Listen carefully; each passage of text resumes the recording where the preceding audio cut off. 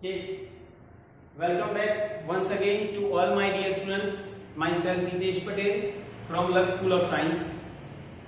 આજે આપણે વાત કરીશું બેટા કે ઇલેક્ટ્રોન પ્રાપ્તિ એન્થાલ્પી અને વિદ્યુત ઋણતાની અંદરથી કેવા એમસીક્યુ જેડબલઈ અને નીટમાં પૂછાતા હોય છે એ બધું આપણે ડિસ્કસ કરીશું. છેલ્લે અને આગળના વિડિયોની અંદર આપણે વાત કરી કે પરમાણ્વીય ત્રિજ્યા, આયનીય ત્રિજ્યા અને આયનીકરણ એન્થાલ્પી વિશે. આજે આપણે વાત કરીશું કે ઇલેક્ટ્રોન પ્રાપ્તિ એન્થાલ્પી અને વિદ્યુત ઋણતા વિશે. બરોબર? ઘણા ખરા એક્ઝામ્પલ્સ આપણે જોઈશું. ચલો, તેમાંનો પહેલો જ એક્ઝામ્પલ આપણને આપેલો છે. દાખલા તરીકે એવું કહ્યું હોય કે ઇલેક્ટ્રોન પ્રાપ્તિ એન્થાલ્પીનો સાચો ક્રમ લખો. પહેલો, ઇલેક્ટ્રોન પ્રાપ્તિ એન્થાલ્પી નો સાચો ક્રમ લખો. કે એની અંદર પહેલો ઓપ્શન આપણને આપેલો છે અહીંયા કે ફ્લોરીન ગ્રેટર ધેન બ્રોમિન. બીજો ઓપ્શન બેટા આપણને કયો? Fluorine less than bromine. ત્રીજો ફ્લોરીન બ્રોમિન. અને ચોથો ઓપ્શન આપણને કયો? Fluorine less than chlorine greater than bromine. બરાબર? તો આ રીતે આપણને બેટા ચાર ઓપ્શન આપેલા છે. હવે આપણે બધા જાણીએ છીએ કે ઇલેક્ટ્રોન પ્રાપ્તિ એન્થાલ્પી એનો મતલબ શું? કે ઇલેક્ટ્રોન મેળવે, સરળતાથી ઇલેક્ટ્રોન મેળવે અને સ્થાયી અષ્ટક રચના પ્રાપ્ત કરે ને તેની ઇલેક્ટ્રોન પ્રાપ્તિ એન્થાલ્પી વધુ ઋણ હોય. કારણ એક જ કે એ જે પ્રક્રિયા છે ને એ કેવી છે? ઉષ્માક્ષેપક. કે એક્ઝામ્પલ આપું બેટા કે આવું આપણે ભણ્યા કે વાયુ તટસ્થ પરમાણુ હોય તો એક ઇલેક્ટ્રોન મેળવે છે અને શું બને છે? ઋણ આયન. બરાબર? તો અહીંયા શું કરે છે? ઊર્જા મુક્ત કરે છે. શું મુક્ત કરે? ઊર્જા. અને જ્યારે કોઈ પણ રાસાયણિક પ્રક્રિયા થતી હોય અને ઊર્જા જો મુક્ત થાય બેટા તો એન્થાલ્પી કેવી હોય? તો ડેલ્ટા EgH આપણે એવું કહીએ કેવી હોય? ઋણ હોય. કેવું હોય બેટા? ઋણ. બરાબર? તો આ વસ્તુ આપણને ખબર હોવી જોઈએ. એટલા માટે અહીંયા આપણને એવું કહ્યું કે ઇલેક્ટ્રોન પ્રાપ્તિ એન્થાલ્પીનો સાચો ક્રમ કયો? તો આપણે જાણીએ છીએ કે ડાબી બાજુથી જમણી બાજુ જતા ઇલેક્ટ્રોન પ્રાપ્તિ એન્થાલ્પી નું મૂલ્ય વધે એટલે વધારે ઋણ થાય. બરાબર?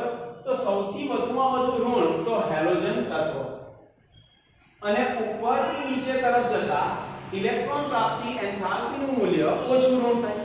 બરાબર?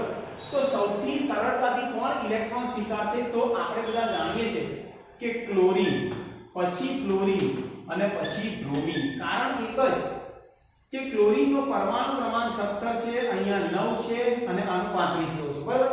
તો આની અંદર કેમ ક્લોરીન પહેલું આવ્યું? કારણ કે અહીંયા 1s2 2s2 2p6 3s2 અને 3p5. અને જ્યારે ફ્લોરીનમાં વાત કરીએ તો 1s2 2s2 અને 2p5. અહીંયા નવો ઇલેક્ટ્રોન 3p માં ભરાય, અહીંયા નવો ઇલેક્ટ્રોન 2p માં ભરાય. પણ 2p નું કેન્દ્ર જોડે આકર્ષણ કેવું છે? વધારે છે. એટલે સરળતાથી તે ઇલેક્ટ્રોન 2p કક્ષકમાં દાખલ થશે નહીં.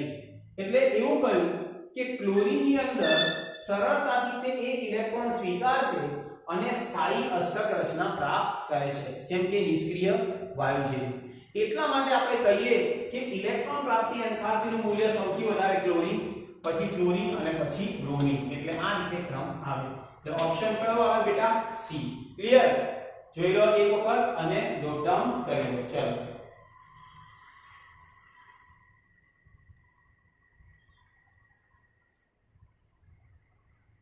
ચલો નેક્સ્ટ ક્વેશ્ચન બેટા. આના પછી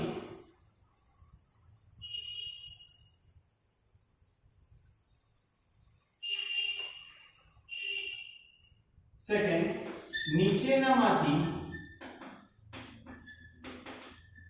કયા તત્વની ઇલેક્ટ્રોન પ્રાપ્તિ એન્થાલ્પી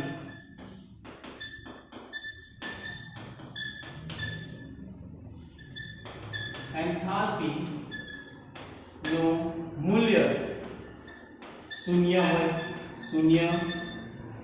છે.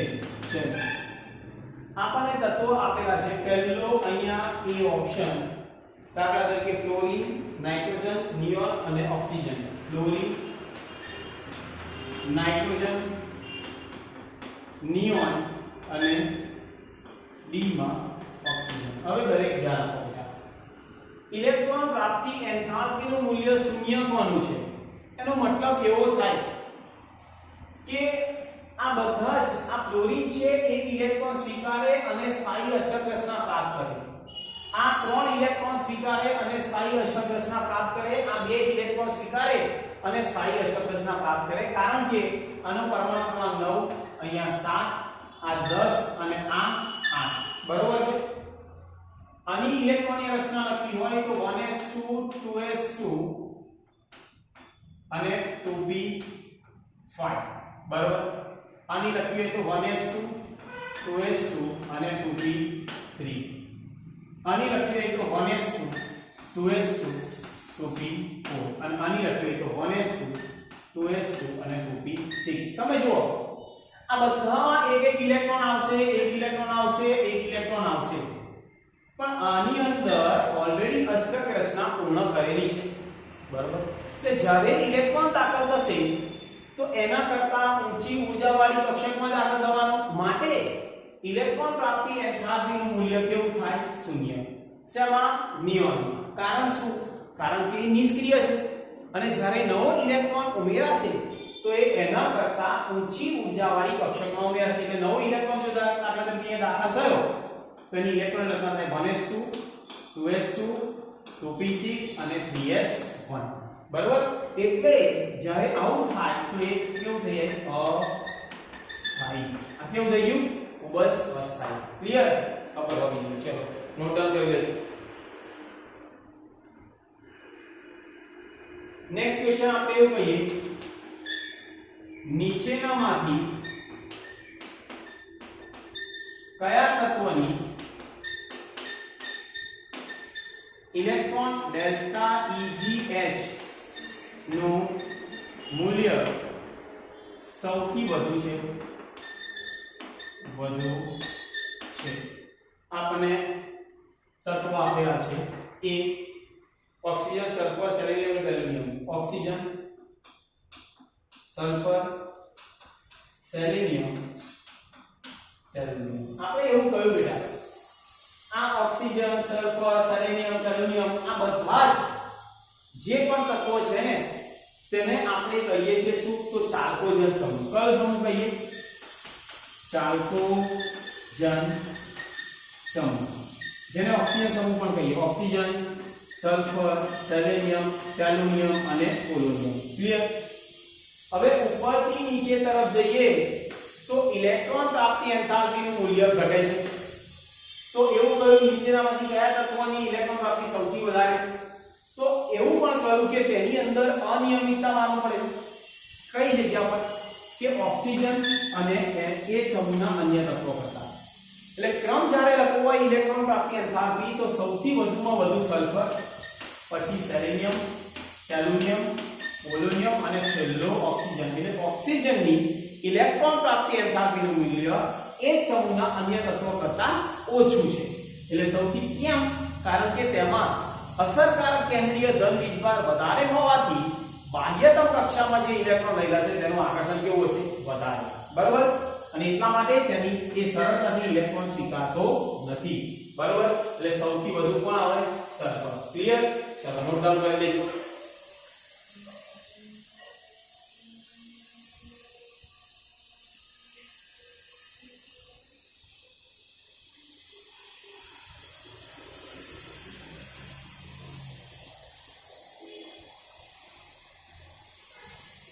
चलो नेक्स्ट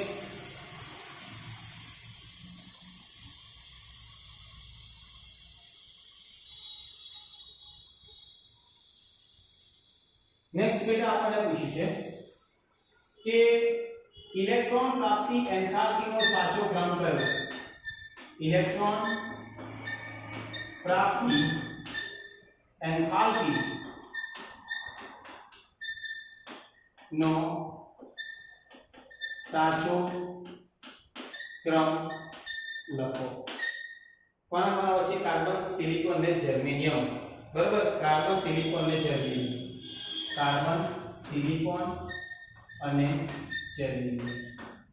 પહેલો ઓપ્શન આપણને આપ્યો છે કે C > સિલિકોન, કાર્બન, સિલિકોન અને જર્મેનિયમ. બીજો ઓપ્શન આપણને આપ્યો સિલિકોન, કાર્બન, જર્મેનિયમ. ત્રીજો ઓપ્શન આપણને આપ્યો કાર્બન, જર્મેનિયમ, સિલિકોન. અને ચોથો ઓપ્શન આપણને આપ્યો છે જર્મેનિયમ, સિલિકોન અને કાર્બન. બરાબર, આ રીતે ઓપ્શન આપેલા છે. ચાલો ધ્યાન આપો. હવે સૌપ્રથમ તો આપણે એવું કહ્યું કાર્બન જે છે, સિલિકોન અને જર્મેનિયમ. બરાબર, તો આપણને ખબર હોવી જોઈએ કે આવર્ત કોષ્ટકમાં આ તત્વ ક્યાં આવેલું છે. પહેલું તો કાર્બન છે, તો કાર્બનનો પરમાણુ ક્રમાંક કેટલો છે? 6. બરાબર, પછી સિલિકોન એના નીચેના સમૂહમાં આવે. તમે જો કાર્બન, નાઇટ્રોજન, ઓક્સિજન અને ફ્લોરિન. પછી અહીંયા કાર્બનની નીચે કોણ આવશે? તો કાર્બન, પછી સિલિકોન ગયે. બરાબર, સબ બિંદાસ, આ ખબર હોવી જોઈએ બેટા. કાશી ગયે, સંપર્ક. બરાબર, આવું છે. હવે તમે જુઓ બેટા કે સૌપ્રથમ ઇલેક્ટ્રોન પ્રાપ્તિ એન્થાલ્પીનો સાચો ક્રમ લખવાનો હોય, કયા તત્વો છે? કાર્બન, સિલિકોન અને જર્મેનિયમ. કાર્બન, સિલિકોન અને જર્મેનિયમ.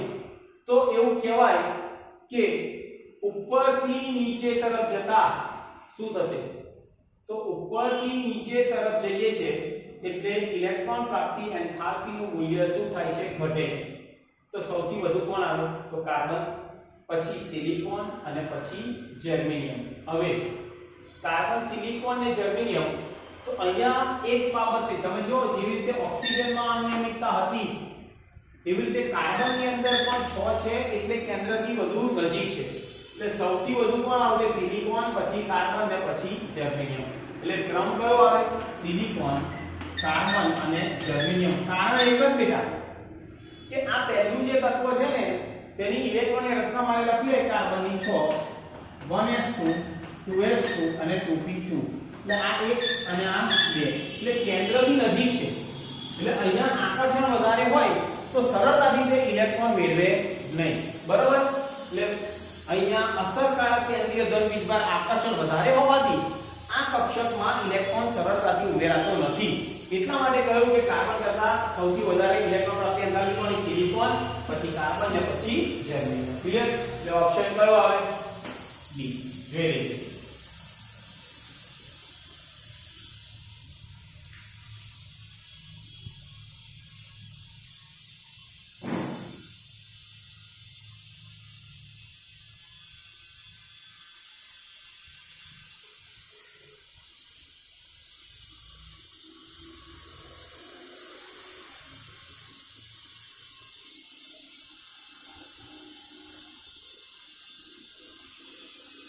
ચલો નેક્સ્ટ.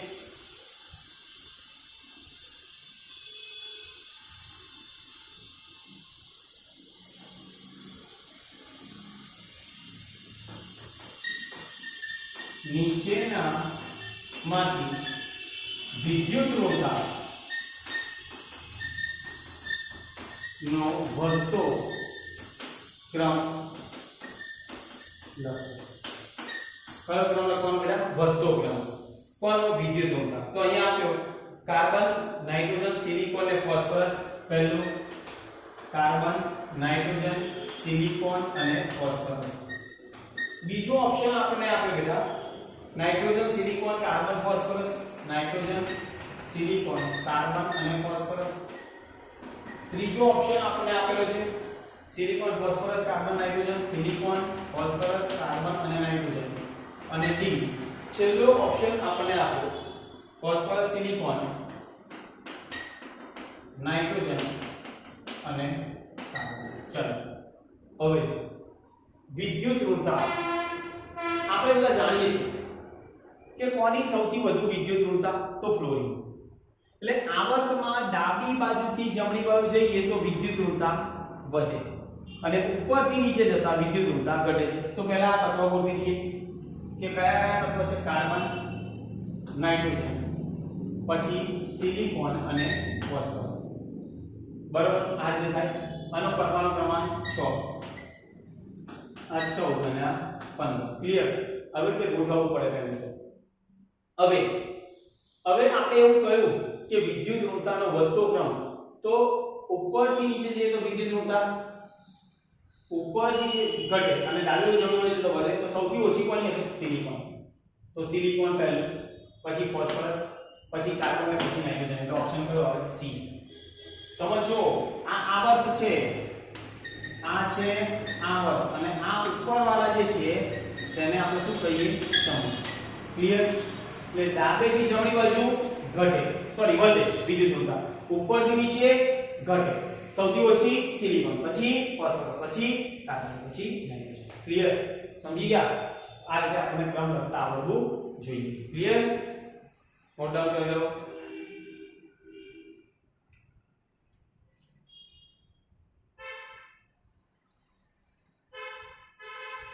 નેક્સ્ટ ક્વેશ્ચન આપણે એવું કહીએ, નીચેના માંથી કયો તત્વ વધુ વિદ્યુત ધન્મય છે? સૌથી વધુ વિદ્યુત ધન્મય. ઓપ્શન આપ્યો એ કે સોડિયમ, મેગ્નેશિયમ, એલ્યુમિનિયમ કે સિલિકોન. સોડિયમ, મેગ્નેશિયમ, એલ્યુમિનિયમ અને સિલિકોન. એક વસ્તુ ધ્યાન આપજો કે ડાબી બાજુથી જમણી બાજુ જઈએ તો વિદ્યુત ઋણતા વધે, તો વિદ્યુત ધન્મયતા ઘટે, અને ઉપરથી નીચે જઈએ તો વિદ્યુત ધન્મયતા શું થવાની? તો વિદ્યુત ઉપરથી નીચે તરફ જતા વિદ્યુત ઋણતા ઘટે તો વિદ્યુત ધન્મયતા વધે. બરાબર? હવે ધ્યાન આપજો. તો આ બધા સોડિયમ, પછી મેગ્નેશિયમ, એલ્યુમિનિયમ અને સિલિકોન, આ એક જ આવર્તના તત્વો. પહેલા તો ગોઠવતા આવડવું જોઈએ. 11, 12, 13 અને 14. મેં શું કર્યું? ડાબેથી જમણી બાજુ જઈએ તો વિદ્યુત ઋણતા વધે તો વિદ્યુત ધન્મયતા ઘટે. તો વિદ્યુત ધન્મયતા સૌથી વધારે કોણ? સોડિયમ. બરાબર? એટલે આપણને ખબર હોવી જોઈએ વધુ વિદ્યુત ધન્મય તત્વ કયું? તો સોડિયમ. ક્લિયર? નોટ ડાઉન કરી લો. ચલો ફટાફટ.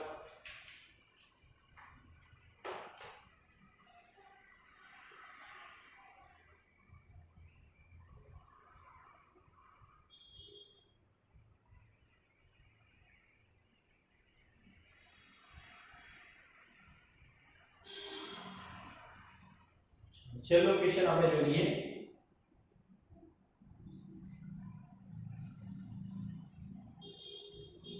ચલો, વિદ્યુત ઋણતાનો સાચો ક્રમ. વિદ્યુત ઋણતાનો સાચો ક્રમ લખો. કયા કયા તત્વો છે? લિથિયમ, સોડિયમ અને પોટેશિયમ. બરાબર? જેમાં પહેલો જ ઓપ્શન આપણને આપ્યો લિથિયમ એટલે સોડિયમ, લિથિયમ, સોડિયમ અને potassium. B lithium sodium less than potassium. બરાબર? ઓકે. એના પછી આપણને આપ્યું લિથિયમ, પોટેશિયમ અને સોડિયમ, લિથિયમ, પોટેશિયમ અને સોડિયમ, અને છેલ્લું આપણને એવું પણ આપીએ પોટેશિયમ and સોડિયમ લિથિયમ. બરાબર? ચલો, તો આ રીતે ક્રમ હોય. વિદ્યુત ઋણતા સૌથી વધુ વિદ્યુત ઋણમય તત્વ ફ્લોરિન. ડાબેથી જમણી જાય તો વિદ્યુત ઋણતા વધે અને ઉપરથી નીચે જાય તો વિદ્યુત ઋણતા ઘટે. તો સૌથી વધુમાં વધુ વિદ્યુત ઋણમય તત્વ કયા? તો આ બધા તત્વો કયા? લિથિયમ, સોડિયમ અને પોટેશિયમ. એક જ સમૂહ 1 ના તત્વ, બરાબર, આલ્કલી ધાતુ. ઉપરથી જઈએ તો વિદ્યુત ઋણતા ઘટે તો સૌથી વધારે જોઈએ ક્યાં? સોડિયમ અને પોટેશિયમ. લિથિયમ, સોડિયમ, પોટેશિયમ, બરાબર. ક્લિયર? A option A. ચાલો એટલે જ્યારે આ ચેપ્ટરની આપણે વાત કરીએ ને તો પહેલું તો આવર્ત કોષ્ટક આપણને આવડતું હોવું જોઈએ.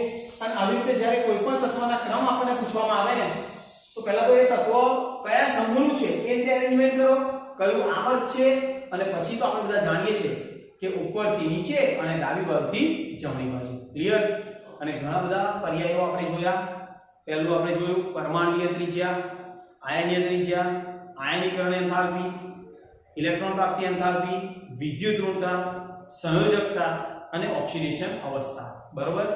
તો આવી રીતે આવા બધા ક્વેશ્ચન શેની અંદર પૂછાતા હોય? JEE અને નીટમાં. બરોબર? તો આજના વિડિયો માટે આટલું ઇનફ.